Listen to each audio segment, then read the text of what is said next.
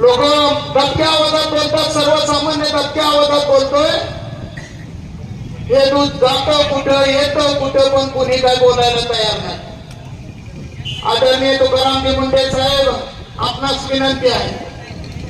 ठीक आहे, खूप कार्यवाही झाली पूर्ण आंबेगाव तालुक्यात नाही तर पुणे जिल्ह्यामध्ये त्याचं नाव लौकिक झाला.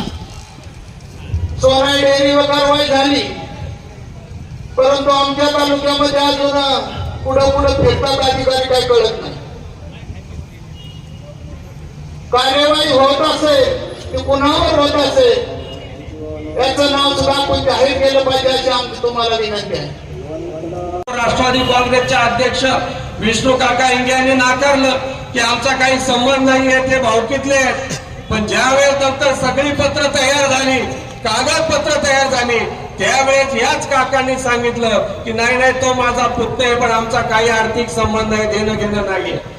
एक परीक्षण करा, एक निरीक्षण करा. गेली 25-30 वर्ष देवदत्तजी, तुम्ही आपण सगळे अरुण भाऊ त्याच पक्षात होतो. मला वाटतंय नंदराम तळेकर नंतर जे संचालक त्या ठिकाणी बसले, 25-30 वर्ष झालं एकच संचालक आज कात्रजच्या दूध डेअरीमध्ये, ते बदलण्याचं धाडस वळसे पाटील साहेब तुम्ही काय केलं नाही याचाही जाब तुम्हाला जनतेला द्यावा लागेल. मग आम्हाला शंका काय येणार नाही की या पाठीमागे तुम्ही कुठेतरी आहात की नाही, ही शंका आहे माझी, आरोप नाहीये. कारण तुम्ही काही बोलत नाही आणि गेले 30 वर्ष हे संचालक तुम्ही त्या ठिकाणी ठेवलेले. नुसते संचालकच नाही, मी पक्ष सोडला, अरुण भाऊनी पक्ष सोडला, गेली 12 वर्ष राष्ट्रवादी काँग्रेस पक्षाचा एकच अध्यक्ष आहे आणि ते म्हणजे विष्णू काका इंगे. का पक्षात दुसरी माणसं नाहीये का? त्या ठिकाणी दुसऱ्या कार्यकर्त्याला संधी तुम्ही देऊ शकत नाही? एका माणसावरती एवढं प्रेम का? पुरंदर श्रीमंत योगी जाणता राजा क्षत्रिय कुलतोष छत्रपती शिवाजी महाराज, आदरणीय पूजनीय हिंदुहृदय सम्राट शिवसेना प्रमुख बाळासाहेब ठाकरे यांना प्रथम मानाचं वंदन करतो. आणि आज या ठिकाणी आपण या तळपत्या उन्हामध्ये सर्वजण तापलेल्या आहात, घामाच्या धारा चाललेल्या आहेत आणि ही वेळ आपल्यावरती का आलेली आहे याचं आत्मचिंतन आणि त्यावर एक प्रहार टाकण्यासाठी सगळे जमलेलो आहोत. आपण व्यासपीठावर पाहिलं तर एखादा दुसरा पक्ष तालुक्यातला सोडता सर्वच पक्षाची नेते मंडळी आज या ठिकाणी एकत्रित आलेली आहे. यामध्ये कुठलाही राजकीय अजेंडा आमचा नाहीये.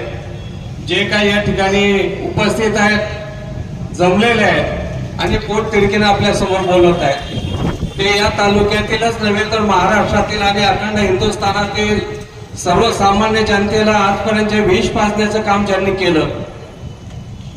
4 जुलैला प्रथमतः या ठिकाणी काही अधिकारी आले आणि त्यांनी या सगळ्या रॅकेटचा पर्दाफाश करायला सुरुवात केली. 4 आणि 5 जुलै 2 दिवस हे सगळं तपास यंत्रणा आपल्या तालुक्यामध्ये फिरत होते. विशेषतः मी प्रथमतः जो कोणी अज्ञात व्यक्ती आहे त्याला खरंच मनापासून धन्यवाद देणार आहे. कारण मुंडे साहेब गेली 4-6 महिने आपण पाहत आहोत की वेगवेगळ्या अन्न औषध प्रशासनामध्ये त्या खात्यामध्ये मग हॉटेल असतील, स्वीट होम असतील, डेऱ्या असतील, सगळ्यांच्या तपासण्या करतायत.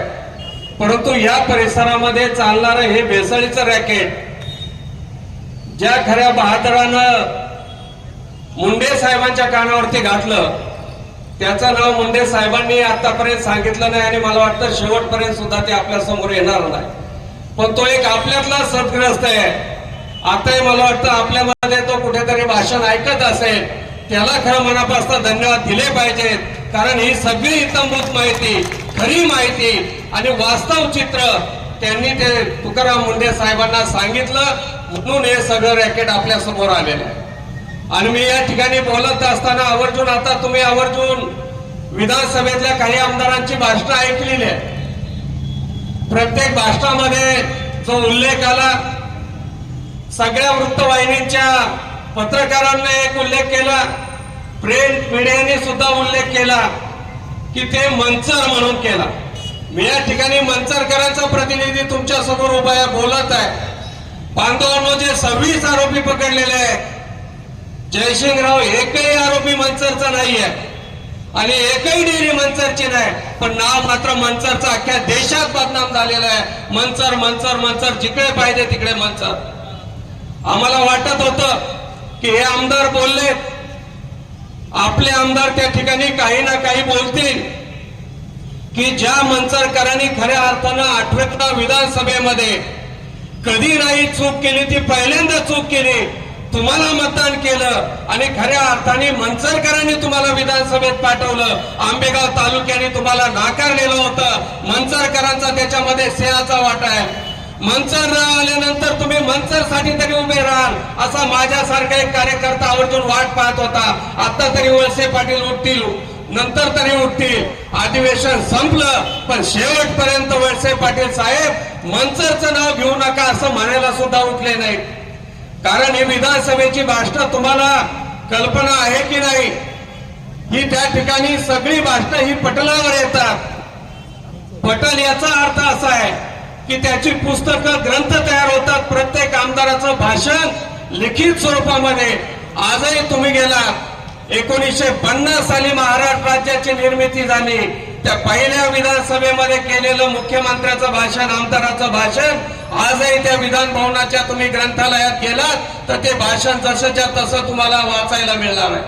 काल परवा झालेली 4-5 आमदारांची भाषणं ही त्या स्वरूपी पटलामध्ये कायम स्वरूपीचे राहणार आहेत. आम्ही मेलो, पुढच्या 4 पिढ्या मेल्या तरी मंचरच्या नावाचा शिक्का वळसे पाटील साहेब तुमच्यामुळे पुसला जाणार नाही. तो त्या ग्रंथालयामध्ये विधान भवनात सगळ्या आमदारांच्या तोंडून आलेला आहे.